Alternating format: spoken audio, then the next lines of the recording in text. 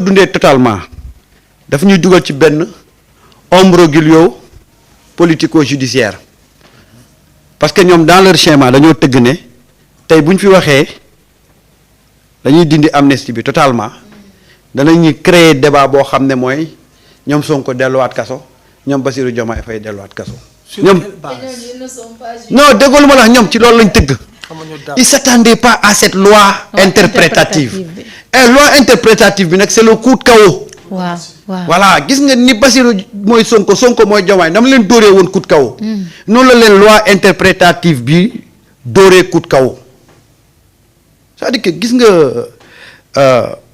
politique c'est l'intelligence en mouvement da ngay toog di réfléchir. di anticiper ba pare di actionner.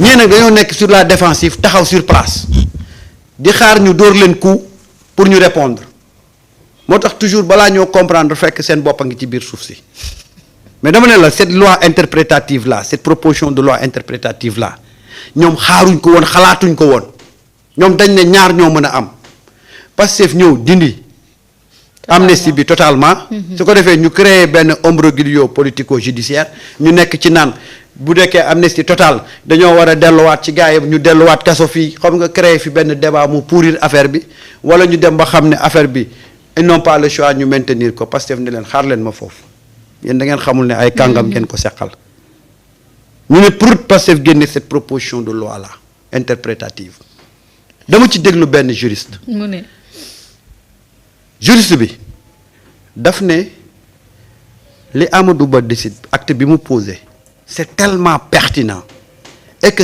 mosul exister ci Assemblée nationale c'est-à-dire que c'est un acte de haute portée loolu nag tey moo gis nga loolu mooy coup de chaos bi mooy xoolal mooy la botte secrète bi parce que gàddu woon te mosu cee wax moom la leen génneel gis nga booy politique ak ñu la ëpp xam-xam ñaar moo mën a am mooy soit nga dem defi sa bopp mise à jour wala nga toog di suivre mais boo xataraayoo rek toujours da ngay nekk ci penc mi di waya di loolu mooy problème bi c'est-à-dire que ñoom dañu jàpp ne ni gars yi doon politiquer jamono yu njëkk ya moo am ba léegi moo am ba tey nekk dans le populisme c'est normal Samba. ñoom boo dalee lu doon def da doon foowee.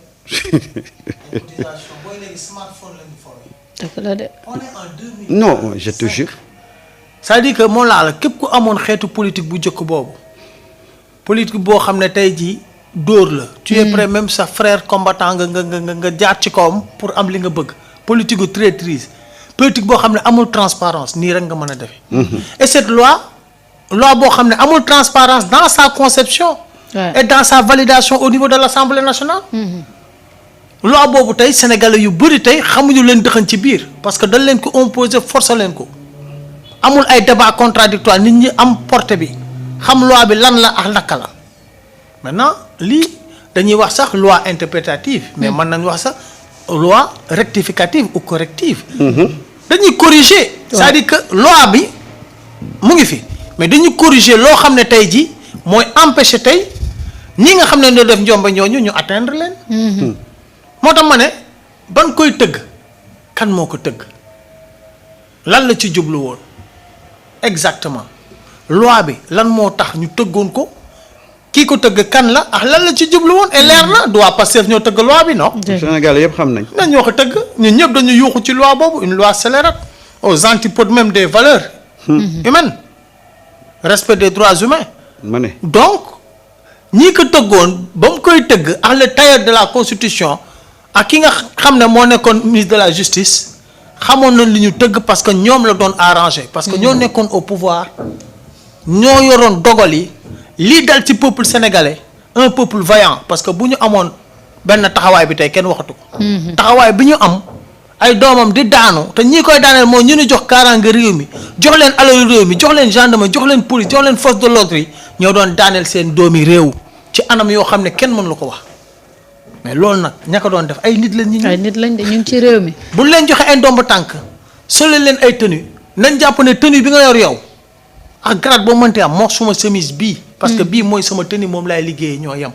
moo bu menuisier bi ñoo yem. dañ ko respecté nag parce que on est dans une république mais amoo droit di def yenn agissement yi pour faire plaisir au chef. déedéet. Si on laisse passer yu gën a doy waar mooy am ci réew mi. te on le souhaite pas donc il faut qu'on règle ce problème là képp koo xam ne taxawaay boo xam ne baaxul. tu dois rendre compte. Bien et sûr. li ma dégg tey ci député Pastef yi. ñu c'est leeral rassurant. vraiment li nga xam ne mooy cette loi interprétative. moi je suis rassuré parce que ñun ban doon xeex ci opposition pour lii du jàll. lii la ñu bëggoon voilà. gis nga Fatou Fambodj mu ngi koy wax le coup fatal. te elle a raison. Ouais. gis nga Guèye man Pastef dañ ma poussé léegi ba saa yu ma waree ñëw plateau damay nekk ci gëstu di couper di parce que gis nga dañu indi lenn ci champ politique bi. mooy xam-xam. kiy def politique dafa war a am xam-xam ci fànn yépp gis nga boo xoolee loi interprétative bi ni ñu ko tëggee. xam ne ñii dañ ko préparé bu yàgg. waaw dafa mel ni lu ñu togg la boobu ñu ngi. waaye yow sa way déggoo li ma la wax ñii dañu nekk dans l'anticipation. waaw ñii nekk nag dans la défensive. dans la réaction. et dans la réaction. dañuy xaar ñu cokkaas leen ñuy doog a dóor. xam nga koo xam ne du jël initiative. du songu du lewaatoo day taxaw fi mu taxaw rek kooku daane ko day yomb. gis nga dama leen wax benn affaire Pastef dañuy réfléchir c'est l'intelligence en mouvement ci seen action politique. te gars yi dañoo gaaw a fàtte. 2011 2021 ba 2023 yaa ngi taxaw di nas galgal boo dugal ñu rocc ko galgal boo dugal ñu rocc ko ay kaa ñu ngi fi. contumace baa ngi fi. ba ñuy xam contumace boobu fekk na waa ji yegg na leen fu sori. fu ñu munti jaar da leen di daaneel. bañ koy tëj di def 55 jours de barricade. ouais. sama benn waay ñëw ci man ne ma Samba mu ne ma bi yoon sa waa ji jekku nañ ko de. ma ne ko kan mu ne Ousmane Sonko ma ne ko da koo neex. barricade bi ñu koy barricade mu ne ma ne ko da koo neex am na plan boo xam ne teg na ko il faut mu àgg ci benn diir pour plan boobu mun a jur dara. mu ne ma nga ne lan ma ne ko yàlla xam na ne barricade bii da koo neex mu gis ci boppam. bu ko neexutoon mun naa mën na ko day xëy benn bés dana fi créer loo xam ne barricade bi dana deñ wala ñu wut beneen pexe. mun naa mën na ko mais am na lu mu teg loo xam ne il fallait que ñu barricader ko ci diir te gis nga bés bu barricade bi jeexee mun naa mën na ko di nga gis njeexital li mun na maa mën na ko yéen c'est-à-dire que toujours dafay teg benn affaire boo xam ne de façon désintéressée. fekk loolu muy dëxëñ au finish. su paree nga ne non c'est pas possible fi mu nekk nii teg nañ loi interprétative bi. bu yàgg sànni ko opposition bi. ñu ngi ci nekk ñoom ñu ngi ci leneen de gis nga bés bu ñu paree ci leneen gars yi dañuy bàyyi foofu loi proposition de loi bi di dàqewaat leneen balaa ñoo dab leneen fekk ñu nekkaat ci leneen.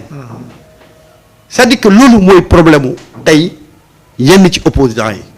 xamuñu parti bi ñu amal affaire moo tax toujours dañuy nekk en retard. toujours dañuy nekk en retard.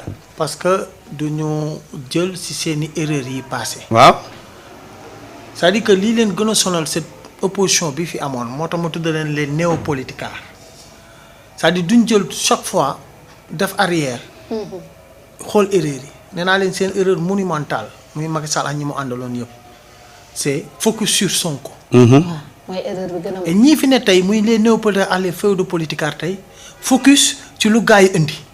c'est-à-dire ils ne prennent pas le temps de prendre du recul. et d'analyser froidement. la proposition. Ouais. parce que bu ñu ko defoon yaakaar du ñu am benn alors lii Ablaye Wade doon def parce que ayoon na ci yenn saa yi day jël benn yax rek sànni ko. ñëpp topp ci di ŋeeñ di wax mu nekk ci leneen mu génne wax leen loolu lay Pastef di def saa yi dañuy génne benn affaire sànni ko pourquoi tey conférence de presse bi ñu def nii. defuñu ko woon ba Amadou Ba di proposer. déedéet. buñ ko defoon dañuy demal laa fa ñu bëri duñ génn di wax. ils veulent souvent aussi mettre à nu turpitude ñenn ñi. moo tax ma ne attention. politique tey dafa mature dafa màgg tey politique bii fi amoon bii bokkul.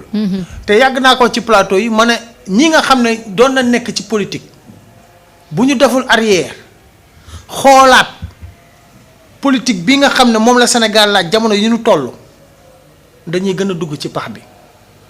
Je l'ai dit malheureusement les doyens noyés. yóbbaale nañ c'est yenn jeunes politiciens yi.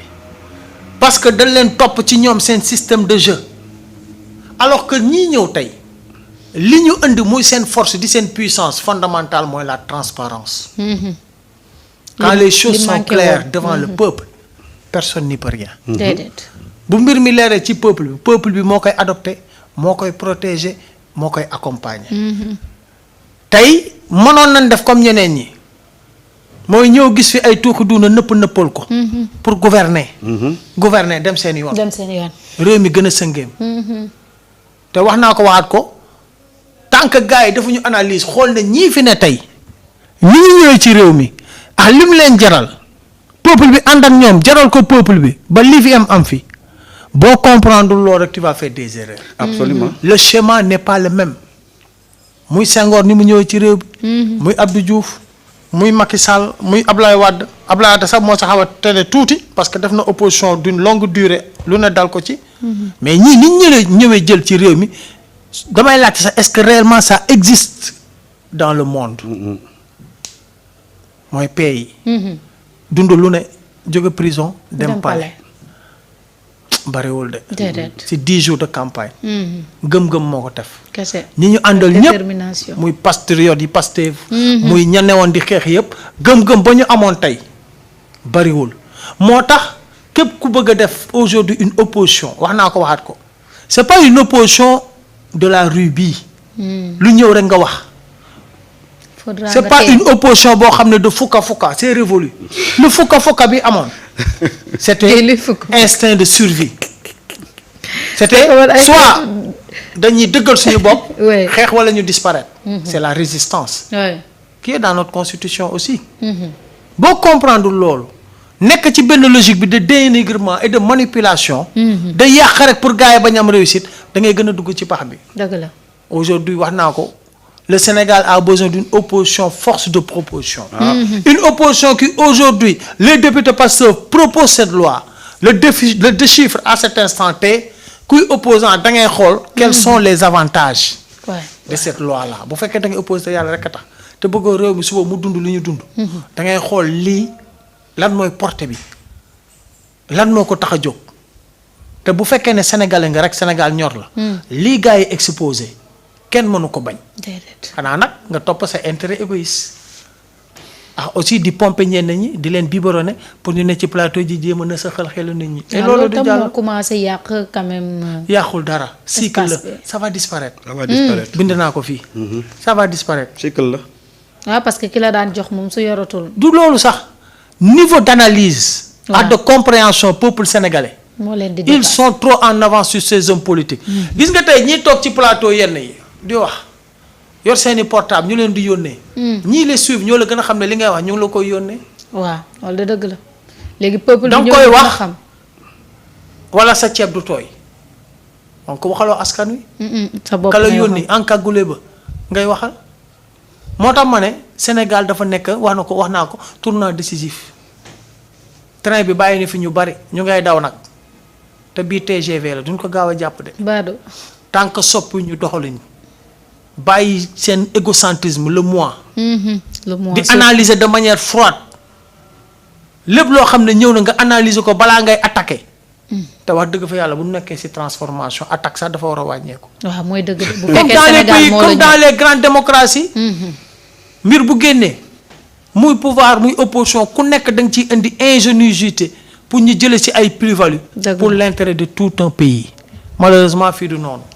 fii moom ay paaka la ñu yor di bën nëpp na nit ñi pour oto bi du daw te xamuloo oto bi bu dawul yàlla xam na ne yàlla moo koy dawal di ku amul lecture da ngay comprendre ne ñoom Ousmane Sonko la mais déedéet c'est la main divine qui est là parce que cette main divine bu fi nekkul woon fi ñu jaar yëpp de 2021 à aujourd'hui duñ fa jaar ba egsi fii. kon tey duñ toog fii di def plateau ak ay delloo si xel yi. def recul xool quoi. non mais li nga wax ni c'est